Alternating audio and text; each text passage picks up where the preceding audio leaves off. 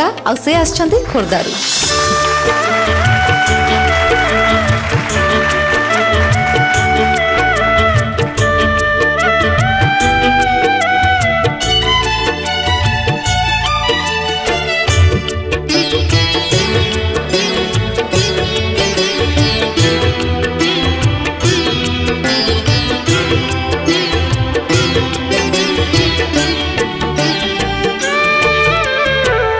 विषकु पीयूषा कर पत्थर को पानी आहे बाबा मणि। विषकु पीयूषा कर पत्थर को पानी आहे बाबा मणि। चंदन साकर चंदन साकर कुड़िया को पुणी आहे बाबा मणि आहे बाबा मणि।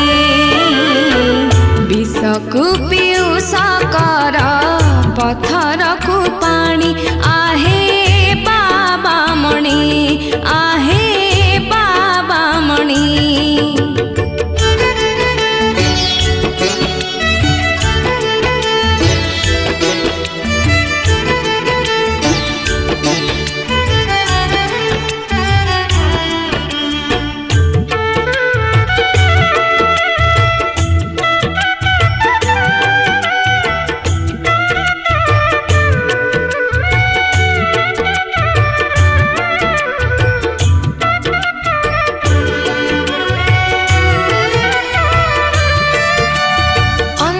दिया नयना पंगु को दिया चरण निसंतान कोले पुआ रोगी को नुआ जीवन।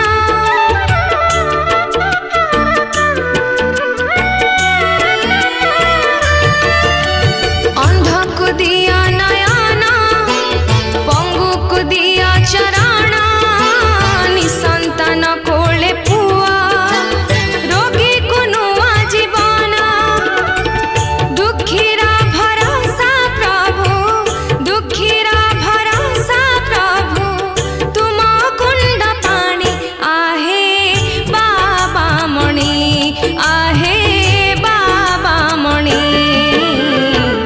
विषकु पीयूषा कर पत्थर को पानी आहे बाबा मणि आहे बाबा मणि।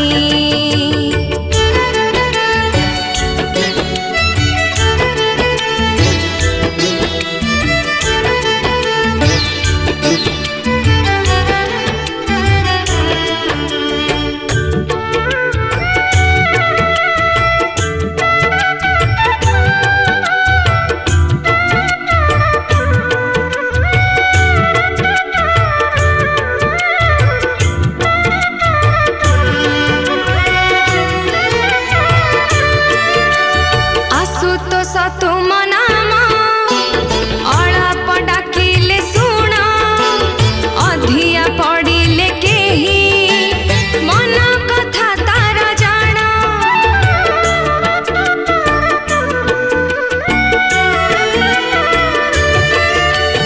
आशुतोष तुम नाम अलाप डाकिले सुण अधिया पड़िले केही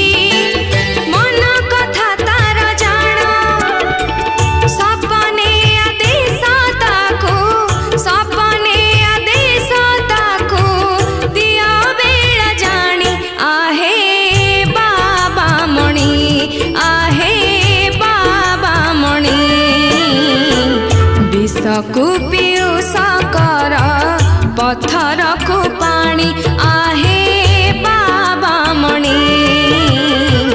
विषकु पीयूषा